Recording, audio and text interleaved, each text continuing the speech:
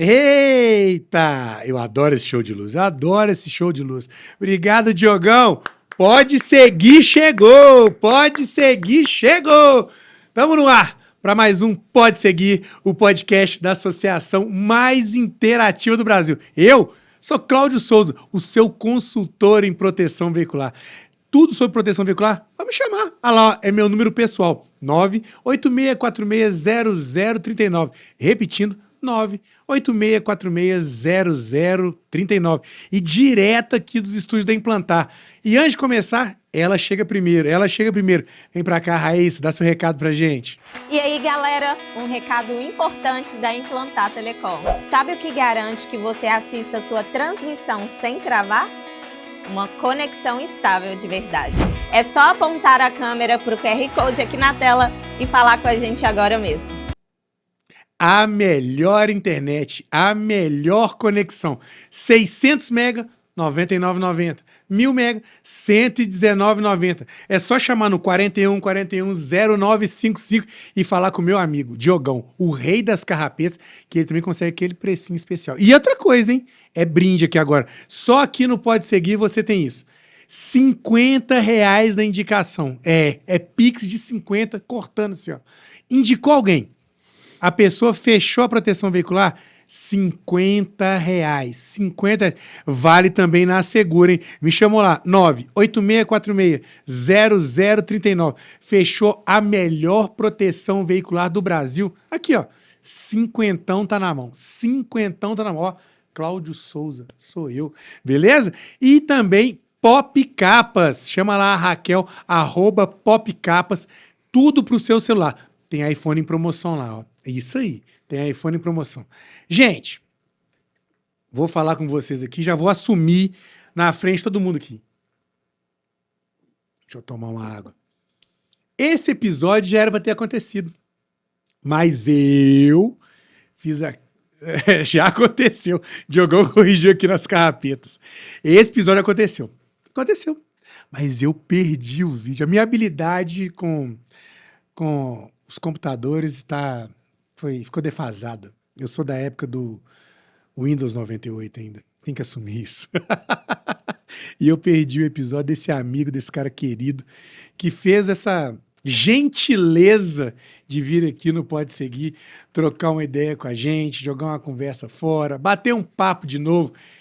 Tô achando que vai ser diferente do outro e não tem jeito, não. Vambora? De novo, mais uma vez, bem-vindo. Valeu, meu amigo Cristiano Duarte. Tudo bem, irmão? Tudo jóia, Cláudio. Prazer mais uma vez estar aqui com você. Infelizmente, da primeira vez não deu muito certo, mas agora acredito que vai dar tudo certo. Já deu tudo certo. Ai. Vamos lá. Cristiano, primeiro, brigadão de novo por vir mais uma vez aqui no Pode Seguir. É sempre uma alegria receber um amigo aqui de novo. Cristiano, antes de conversar sobre qualquer coisa, a gente tem que conversar sobre o tempo de escola, sobre o tempo de carteira de escola.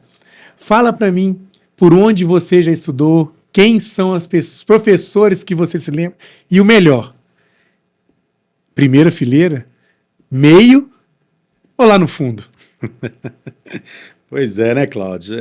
Nós chegamos, né, a dividir durante alguns anos aí a sala de aula e sempre sentando no fundo, gostava do fundo, era ali que rolava as resenhas e tudo mais, você sabe bem disso, mas sempre muito aplicado na escola, nos estudos e tudo mais. Era uma época em que os pais cobravam muito, né, a gente performance, né, na sala de aula, desenvolvimento, notas e tudo mais. Então, por mais que a gente gostasse do fundo da sala, aquela resenha e etc., a gente sempre comprometido também com o estudo, com o aprendizado, com as notas e tudo mais.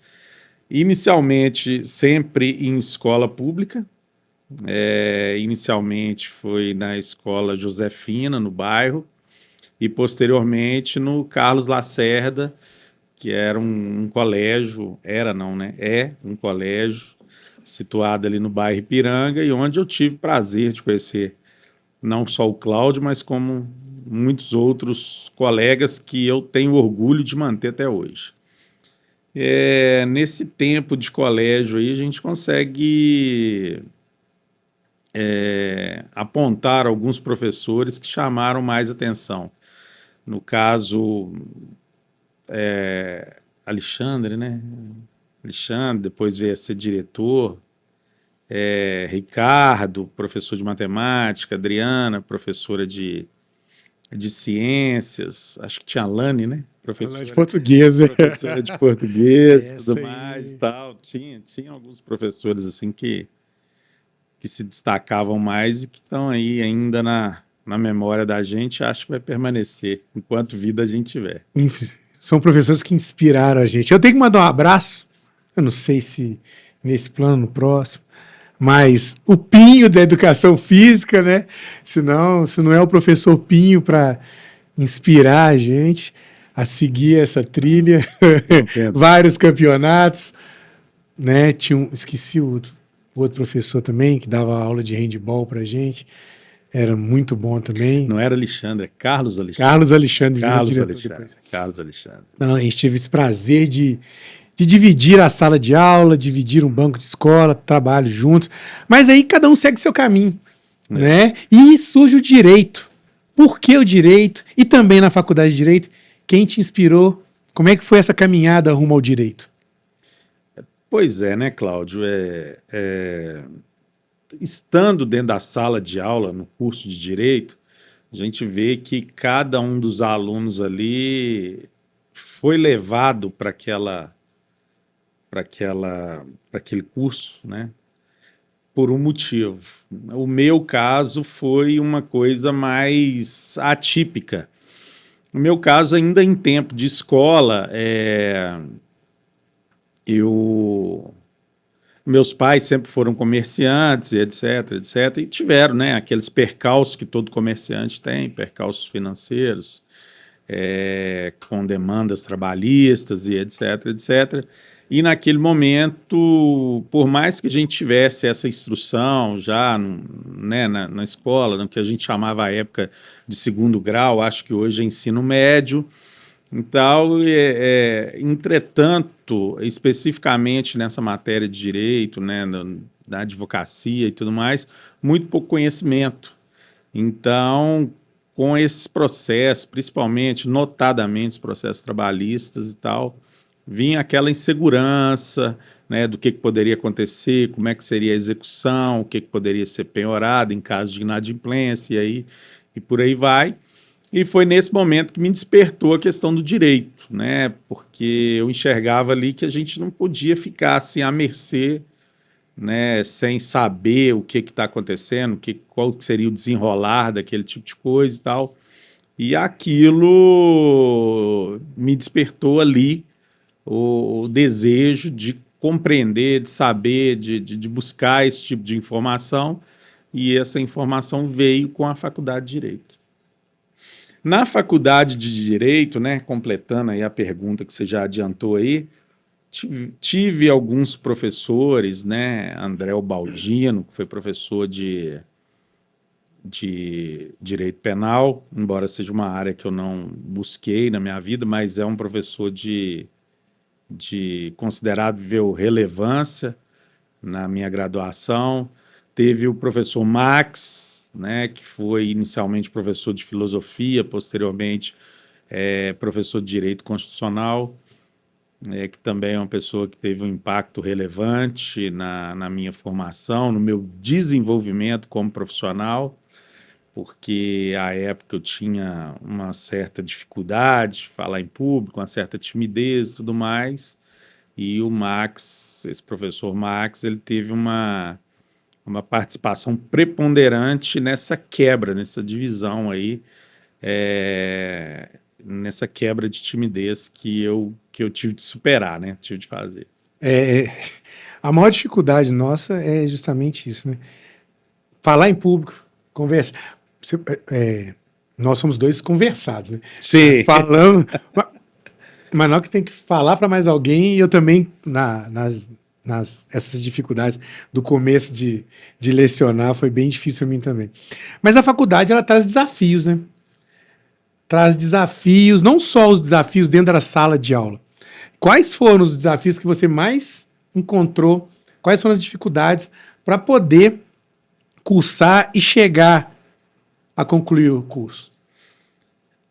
Pois é, né, Cláudio? Hoje o mundo é muito dinâmico e tudo mais, então acredito que hoje os estudantes, eles não conseguem mensurar o que era para a gente. Na época, a gente ingressar numa faculdade, né? Eu, particularmente, no curso de Direito, era 18 candidatos por vaga, né? Você tinha de fazer um vestibular, cada prova em uma faculdade, e numa média dessa de quantidade de candidatos por vaga, ou seja, uma coisa bem complicada de se atingir, né? Não era só querer.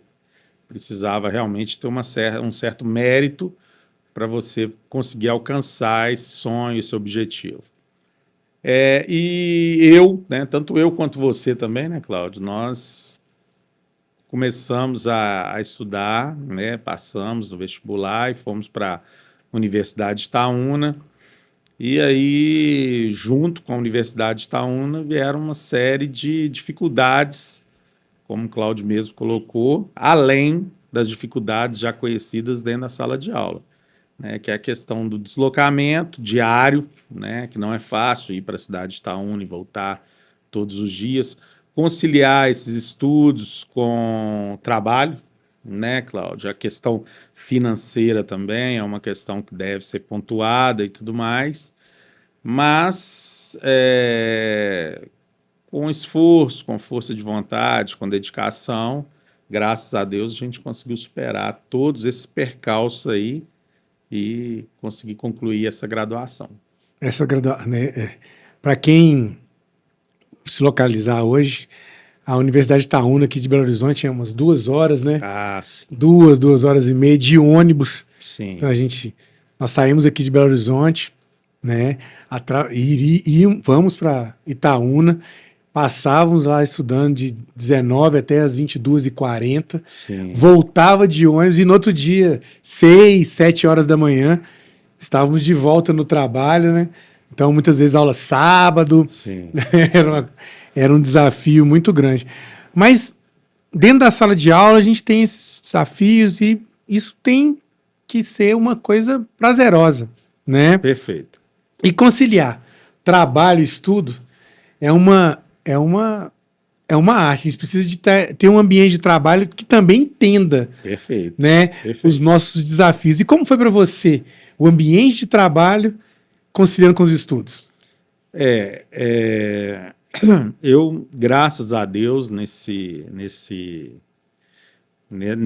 questão aí, eu fui muito bem aceito, né, na empresa que eu trabalhava à época, e eles conseguiram fazer um remanejamento ali de horário para que eu pudesse cumprir, né, a minha carga horária no serviço e conseguisse também sair um pouco antes para poder pegar o ônibus, para poder ir para a faculdade, etc. O ônibus saía ali da Praça 7, para quem conhece Belo Horizonte, por volta de 5 horas da tarde e tal.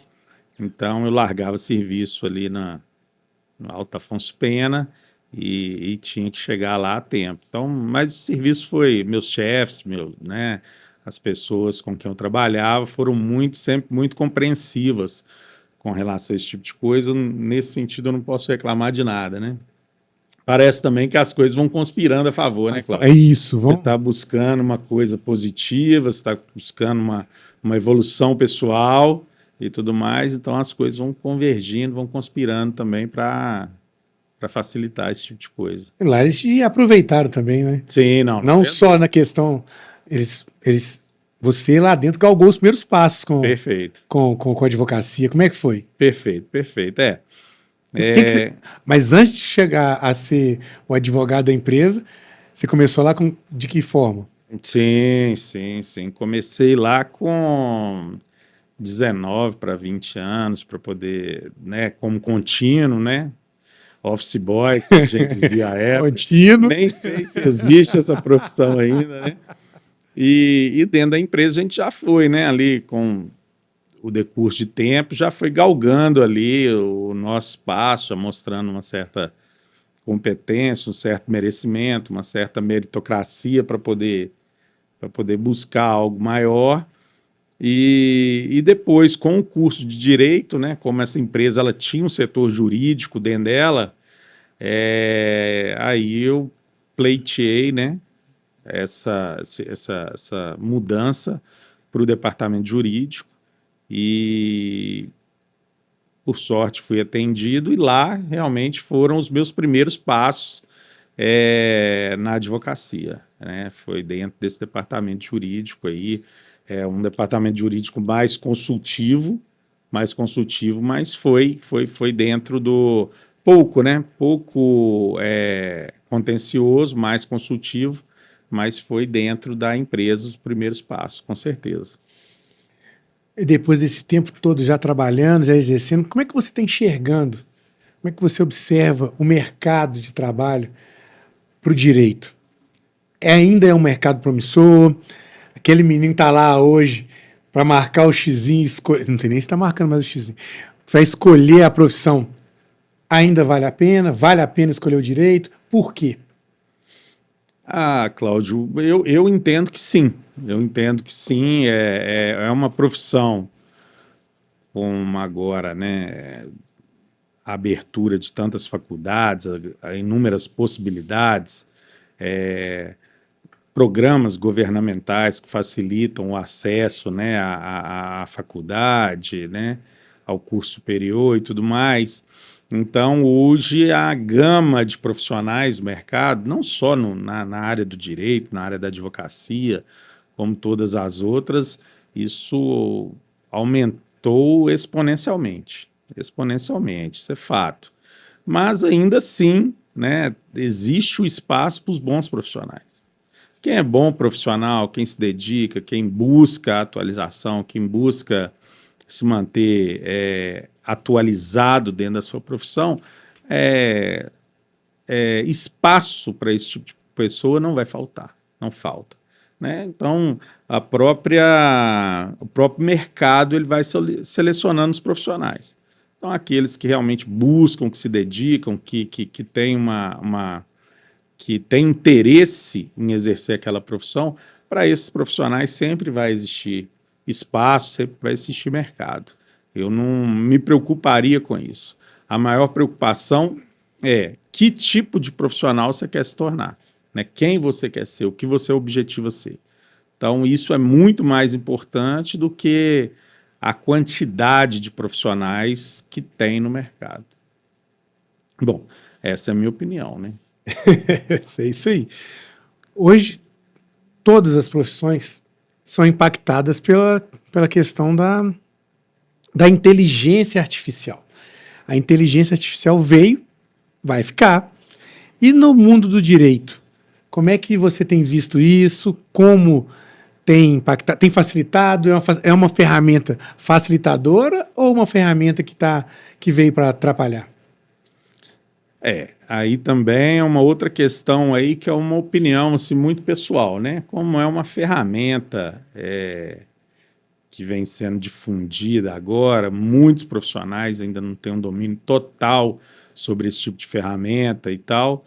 Então, ainda paira esse dilema aí, né? Se a inteligência artificial ela vem para beneficiar ou para prejudicar. Então, isso vai depender muito da forma de utilização dessa ferramenta, né? Eu acho que essa ferramenta tem que ser utilizada para fins de facilitar o serviço, mas não de executar o serviço na sua plenitude, totalmente. É lógico que a gente precisa trabalhar, continuar, né? Trabalhando teses jurídicas, trabalhando na tentativa de modificação de entendimentos, naquilo que a gente não concorda e etc. E, nesse sentido, eu entendo que a inteligência artificial ela não pode exercer esse papel. Esse papel tem que ser do profissional que entende que aquela questão ela pode ser mudada, né? Um entendimento que já vem consolidado na jurisprudência e etc., mas que a gente não concorde, que a gente entenda que esse tipo de pensamento, né, ele deve ser mudado por uma série de questões. Então, você vai ali construindo teses diferentes das que existem e consolidaram esse tipo de jurisprudência e tal. Então, eu entendo que isso ainda é um papel do profissional e não da inteligência artificial de uma forma, da forma literal da coisa. Então, a inteligência artificial ela veio para ficar, é uma realidade que a gente tem que conviver com ela, que a gente tem que saber lidar com ela, mas deixando resguardado aquele espaço dela, e não que ela venha a tomar conta de uma forma mais abrangente. Ela tem que ter o seu espaço, mas não tomar conta de todo o conteúdo. É isso aí. E para ter acesso à inteligência artificial, você precisa ter a melhor internet. Ô, Diogão, chama a Raíssa aí pra gente aí, por favor. E aí, galera, um recado importante da Implantar Telecom. Sabe o que garante que você assista a sua transmissão sem travar? Uma conexão estável de verdade. É só apontar a câmera para o QR Code aqui na tela e falar com a gente agora mesmo. Tum! A melhor conexão é com a Implantar. 4141-0955, é só falar com o Diogão. Ou então com a Raíssa. A Raíssa tá aí também, gente. A Raíssa existe. Eu vi ela aqui pelo corredor. No começo eu achava que ela também era uma IA, mas não, Nanina não. E a melhor proteção veicular aqui, ó, é comigo, hein? Cláudio Souza, o seu consultor. 319-8646-0039. E Pop Capas. Raquel, separa aquele iPhone aí, tá chegando, hein? Tá chegando a minha hora. Para você que quer tudo pro seu celular, Popcapas, @Popcapas. Em todas as profissões, não tem jeito, não dá para escapar. Tem sempre aquela historinha engraçada, aquela história de início de profissão, tem sempre aquela história que pega a gente e fala assim, meu Deus, como é que eu fiz isso? E no seu caso, Cristiano, também tem essa história? Pois é, né, Cláudio? O direito, né, o exercício da advocacia, ele, na verdade, ele não tem muito onde fugir. É você no seu computador, com as suas peças, né, trabalhando, desenvolvendo, atendendo clientes e etc.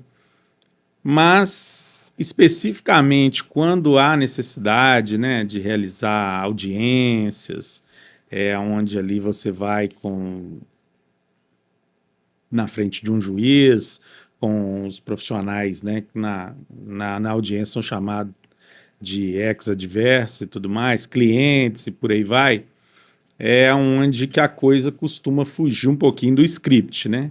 É onde pode acontecer esse tipo de casos, assim, pitorescos, né? Engraçados, né? E por aí vai. E comigo não foi diferente, né? A gente não são muitos os casos, não, mas tem um caso em específico que não vai sair da minha mente, que eu passei por ele e tal, um constrangimento. Hoje eu acredito que se houvesse uma situação semelhante, eu conseguiria contornar a situação de uma forma melhor, mas a época não foi, né? Eu não tive essa desenvoltura, ainda não tinha essa desenvoltura, como você mesmo disse, início de profissão e tal. Então, eu me recordo que eu estava numa audiência, né? E as audiências trabalhistas, né? No caso, era uma audiência trabalhista.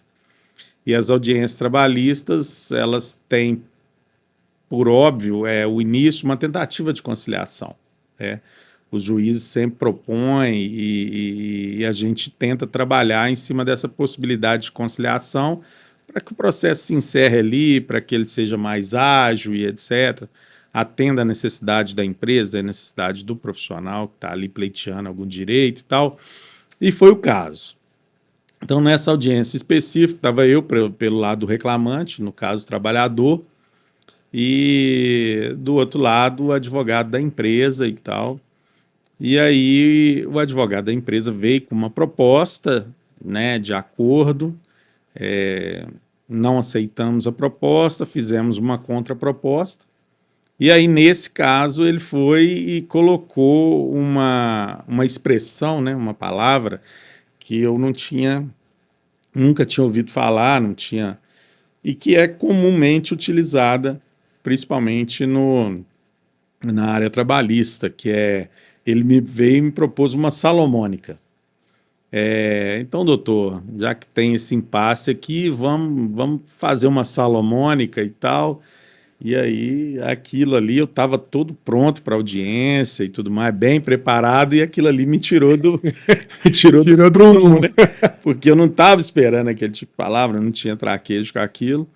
E aí, a única saída na época que eu tive foi falar: não, salomônica não, doutor. Não, isso aí eu não aceito e tudo mais e tal. Aí ele, tal, aí foi, né, aquela questão lá continuar, né, trabalhando lá em cima das propostas lá. E, bom, em resumo, nós conseguimos fazer o acordo, meu cliente não foi prejudicado de forma alguma por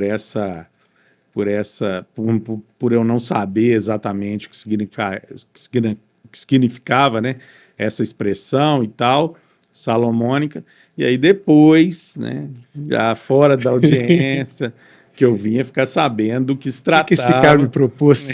Do que se tratava essa salomônica e tal, que isso vem lá da Bíblia, né, do Salomão, né, que era um rei e também com muita sapiência, né, para poder julgar os casos lá que eram submetidos a ele e tal. E aí vieram duas mães disputando um filho, disputando a mesma criança e tal, e aí, diante daquele impasse, Salomão, sem saber como resolver aquilo ali, propôs, então, que se dividisse a criança ao meio, né, e que cada mãe ficasse com uma parte da criança ali e tal, e isso, por óbvio, foi rejeitado pela mãe natural, né, e a outra mãe, que é quem estava tentando pleitear a criança sem ter direito, sem ser a mãe legítima, ela não se importou tanto com aquela decisão. Então, ali Salomão ali, então, percebeu quem de fato era a mãe real, e nessa passagem bíblica, né, entregou a criança para a mãe natural. Mas trazendo isso, o que isso tem a ver com direito? Então, por que essa proposta de salomônica? Então, salomônica seria dividir ao meio a minha proposta, a proposta dele e tal, a gente chegar num consenso ali com a proposta, nem 100% do que eu havia proposto, nem 100% daquilo, chegarmos num denominador comum ali pela metade. Mas isso aí, sem dúvida nenhuma, hoje falando, parece ser uma coisa simples, mas na época foi um constrangimento absurdo. E o meu cliente olhava para mim assim: que advogado que eu contratei? O que é essa salomônica que você está rejeitando e por aí vai e tal?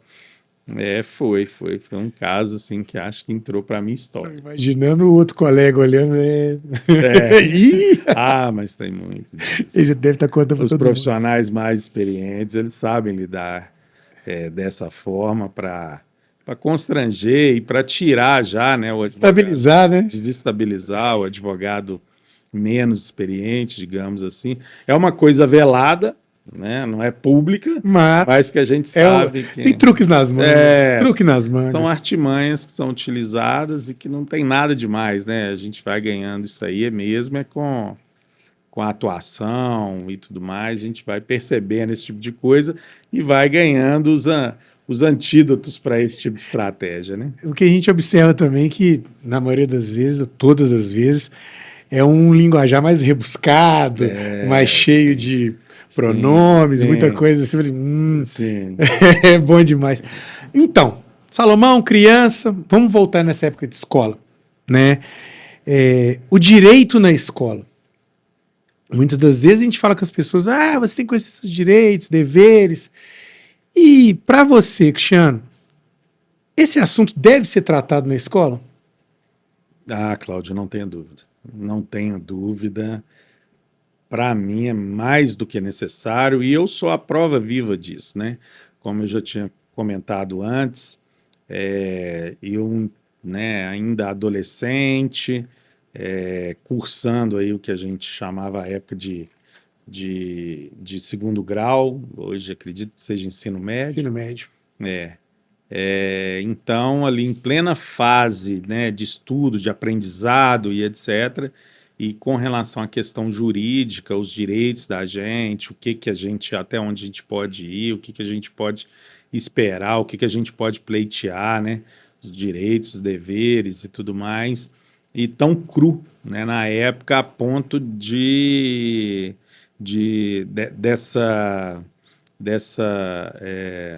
essa falta de conhecimento me levar a querer fazer o curso de Direito para buscar esse aprendizado. Então, isso acho que não pode ser uma particularidade apenas de quem faz o curso de Direito, né? Eu acho que o ensino de base, questões básicas, né, como direito do consumidor, como a questão até mesmo do voto, né, do voto obrigatório, por que ele é obrigatório e etc. Algumas questões do cotidiano, do dia a dia, elas não só podem, como na minha opinião, elas devem ser tratadas, né, no ensino de base. Eu acho que é fundamental que as crianças, né, que as nossas crianças, os nossos adolescentes hoje, eles já tenham um primeiro contato com esse tipo de informação, porque isso vai acrescentar para eles ao longo da vida, independente do caminho que eles forem seguir, independente da profissão que eles vão buscar, entendeu? São direitos básicos que todo cidadão tem a necessidade de saber e de buscar, né? Hoje, com o advento da internet e etc., é lógico que quem quer ele consegue ter esse tipo de informação mais acessível. Mas eu acho que, pelo menos, despertar esse interesse no ensino de base, eu acho que é fundamental. Fundamental. Conhecer os direitos, os estatutos também, né? Perfeito, Estatuto da criança, do adolescente, do idoso, do perfeito. consumidor. Então, eu acho que Perfeito. eles precisam se reconhecer nisso também. Saber que eles têm que cumprir algumas normas e que têm que respeitá-las também. Acho que esse trabalho na base, não só para a inspiração de uma profissão, mas também para que cada vez mais nós tenhamos cidadãos mais conscientes daquilo que podem fazer, daquilo que podem fazer, né? Perfeito. Não vou pisar ali não, porque por conta disso... Perfeito, perfeito. Hoje, né, nessa questão aí nas escolas aí de bullying e etc e tal, então você tem que saber até onde que vai o seu direito, o que que você pode exercer, o que que você pode fazer, até onde que vai o direito do outro, a questão do respeito, né? Então são assuntos hoje muito sensíveis para a nossa sociedade e que devem ser abordados dentro da escola de uma forma mais aberta, mais ampla e fazendo as crianças, os adolescentes entenderem um pouco a respeito dos direitos e obrigações que todo cidadão, né, deve respeitar. Né? Informação, ela é tudo, né? Informação, ela é tudo. E às vezes ela não chega no banco da escola e também não chega no cidadão adulto. Perfeito. Né? E como é que você enxerga o papel do advogado dentro dessas comunidades, dessas pessoas que não têm acesso não tem acesso, não vou chegar a essa frase. Que tem pouco acesso ao direito. Como é que você enxerga essa distância? A pessoa tem pouco acesso ao direito. Pois é, Cláudio, isso também é uma preocupação, né? Porque geralmente as pessoas mais desfavorecidas são as que, né, a gente vê que são as que são mais lesadas, né? Ou pelo menos as pessoas que têm menos conhecimento, que buscam né, um ressarcimento ou algo naquilo que foram de fato lesadas. Muito por ignorância, por não saber, né, o direito dela, onde buscar, né, acha que aquilo vai ser uma situação muito cara e tudo mais, que não vale a pena e tal.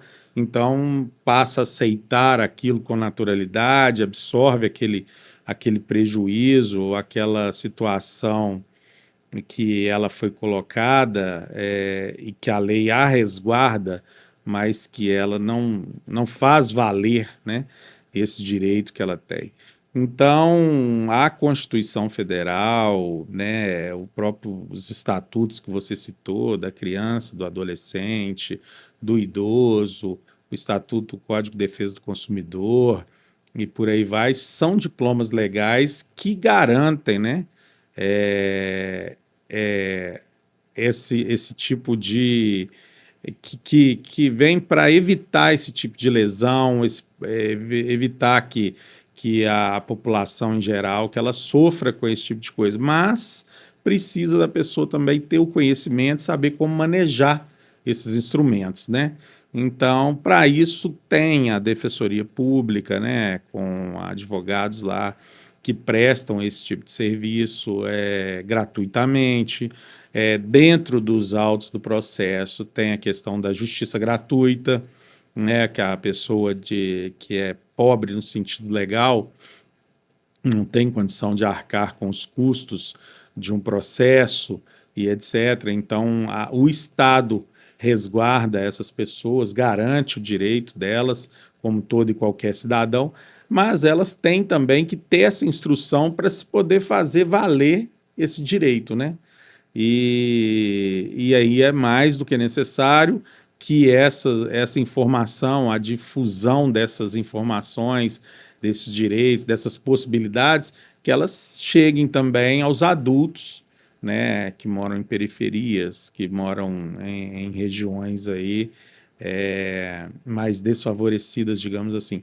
E a questão também, voltando ao assunto, né, a escola, tendo um filho na escola e esse filho recebendo do Estado essas informações a respeito do direito, aonde vai, o que você pode fazer, aonde você pode recorrer e tudo mais, os próprios filhos passam a orientar os pais. Então, é uma forma também de disseminação não só, né, dessas informações, não só para as crianças que estão dentro das escolas, mas também para toda a família, né, que até então não teve meios de chegar até esse tipo de informação. Então, eu acho que é fundamental, fundamental. Eu gosto dessa conversa, desse olhar humano que você dá para o direito. E isso inspira pessoas. Isso inspira alguém a falar assim, eu quero seguir essa profissão. Então, para alguém que está ali, que está assistindo aqui, o Pode Seguir, e você vai falar para ela assim, por quê? Que conselho você deixaria para alguém que quer seguir essa profissão? O que ela precisa fazer, quais são os caminhos, o que ela não pode desviar nunca? Por que esse jovem que quer ser o direito, quer ser advogado, o que ele precisa ter? Cláudio, como toda profissão, eu acho, que tem que ter uma certa aptidão, né? A pessoa já tem que ter uma certa aptidão. No caso específico do direito, tem que ter uma facilidade com leitura, né? Tem que ter uma facilidade de interpretação, de texto e tudo mais, essa aptidão, porque isso é uma coisa que vai acompanhar ela para o resto da vida, né? Ela vai ter que se manter atualizada sempre, etc. E, além disso,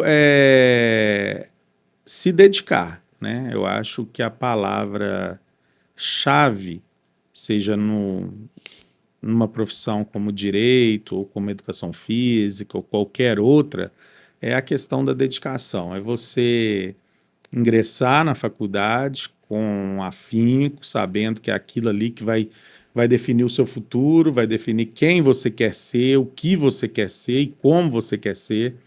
Então, é a dedicação, entrar naquele curso. Hoje em dia, as informações que na minha época, na sua época, não eram tão difundidas, hoje a gente tem aí a questão aí do YouTube, da internet, onde a gente pode ver os profissionais atuando de fato, né, como que isso é feito, de que forma, e então a pessoa tem como buscar ali antes de decidir qual profissão ela pretende seguir, buscar como que aquele profissional atua, como que se dá aquela profissão, como é que ela se desenrola, buscar também as questões de remuneração e etc, se é aquilo mesmo que ela quer, que ela objetiva para a vida dela, e se chegou a essa conclusão que é isso mesmo, é se dedicar, é entrar de cabeça, mergulhar mesmo no curso, buscar sempre as melhores informações, os melhores profissionais para poder se inspirar, né? E tendo esse tipo de cautela, tendo esse tipo de procedimento, dificilmente ela vai errar. Dificilmente ela vai chegar lá no final do curso e vai se frustrar, né? Ou vai virar um profissional aí, vai se frustrar com a profissão. Então, eu acho que hoje tem muita coisa disponibilizada aí, onde a pessoa, né, o aluno, essa pessoa que busca uma profissão, seja ela o direito ou qualquer outra, ela tem onde buscar essas informações prévias para que depois ela não se depare com uma situação ou com alguma coisa que ela não se identifica. Estudar.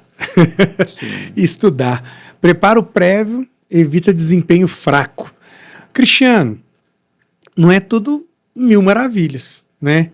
Em algum momento, já pensou em desistir dessa profissão? Quando? Não, Cláudio, não, nunca passou pela minha cabeça. Ou então aquele momento assim, nó, tá difícil isso aqui. Tem os percalços, tem as questões, tem as pedras, né, no caminho e tudo mais, que a gente tem que superar e que algumas são mais fáceis, outras mais complicadas e tal, mas não. O que eu tive no início do meu curso foi um dilema se eu iria seguir a advocacia ou se eu iria usar o meu curso de direito para um concurso público, né? Então, de início, eu confesso que o meu objetivo seria o concurso público. Cheguei a fazer alguns, fui bem colocado, mas não fui chamado. E aí, isso vai te frustrando, né? Porque são cursos que demoram, né? Concursos que demoram a voltar, e eu não queria qualquer, né, profissão, eu queria uma determinada profissão, então vem aquele concurso, você faz a prova, né, se prepara para aquilo e a coisa não acontece, vem uma frustração, porque aí quando viria uma nova abertura de vagas e tudo mais, e aí nesse interregno eu comecei a advogar, né? Passei na prova da ordem e comecei a advogar e isso foi me inspirando. E hoje eu não me vejo mais fazendo concurso público, hoje eu, né, objetivo e pretendo seguir a carreira da advocacia mesmo. Você citou essa prova da ordem aí. A prova da ordem é esse bicho de 7 cabeças mesmo? A prova da ordem, ela é temida, né? Por quê? Porque Beleza. depois de você ter ficado ali estudando ali 5 anos, né, e vendo uma gama de matérias, de assuntos e etc e tal, e aí de repente você vai para uma prova única, específica, você formou, você se tornou um bacharel e você tem que fazer essa prova e tem que passar nessa prova para você começar a exercer a profissão. Então, ela, por tudo isso, ela já te traz ali uma certa insegurança, né? Uma certa pressão. É a primeira pressão, realmente, de fato, que você se depara lá no curso de Direito. Mas não é, respondendo efetivamente sua pergunta, não é um bicho de 7 cabeças. Ela consiste em 2 etapas, uma primeira de múltipla escolha e uma segunda, prova escrita, né, onde você escolhe qual a matéria, né, qual o ramo do direito que você vai exercer. E a questão é se preparar. Estudar. Se preparar. Prepare, estuda. Cristiano, eu tenho que te pedir desculpas da última vez, a gente fez viemos aqui, não deu. E agora, com certeza, deu certinho. Mas eu, mais uma vez, vou reforçar a pessoa que você é, o amigo que você é, o apoio que você está aqui dando para mim. Poxa, na hora que a gente precisa de começar algo novo, começar alguma coisa, a gente conta com os amigos. E você é um amigo de todas as horas, um amigo fiel, fraterno, um coração enorme, que se dispôs a vir aqui, que trouxe seu conhecimento, inspirou pessoas. Então, você me inspira, você é um cara sensacional, a gente convive junto desde a 7ª série, né? Eu frequento a sua casa, você frequenta a minha casa, eu conheço seu filho, você conhece meus filhos, as mães da gente se conhecem. Então, mais uma vez, e do fundo do coração mesmo, muito obrigado pela amizade, pelo companheirismo, pelo dia a dia. A distância nunca vai separar a gente, mas obrigado por ter vindo aqui. É sempre um prazer rever você, conversar com você, meu amigo. Faço questão. É isso, Cláudio. Eu que agradeço mais uma vez o convite. Podendo agregar, sempre vai ser um prazer e tudo mais. E como eu falei da outra vez, infelizmente não fui, né, para o ar, mas eu acho que você se encontrou, né, a questão da área de comunicação é a sua cara e eu acho que aqui é o projeto que você vai, com certeza, deslanchar. Se prepara que vão ter mais vezes. E para fechar, eu quero agradecer todo mundo que está assistindo. Curte, compartilha, avisa a galera aí, chama a gente que pode seguir. Mas o meu agradecimento principal é para você, meu associado da Segura Clube de Benefícios. Você que faz esse projeto acontecer. Graças a você que mantém em dia sua mensalidade na Segura, o nosso projeto vai para... Engasguei. Nosso projeto vai para bem mais pessoas, tá? Então, valeu você, associado da Segura. Lembre-se, quer a melhor proteção veicular? Me chama aqui, Cláudio Souza, 986460039. Implantar a melhor conexão, 600 MB, R$ 99,00, 1.000 MB, R$ 119,90, 41410955. Valeu, Diogão! Fechou?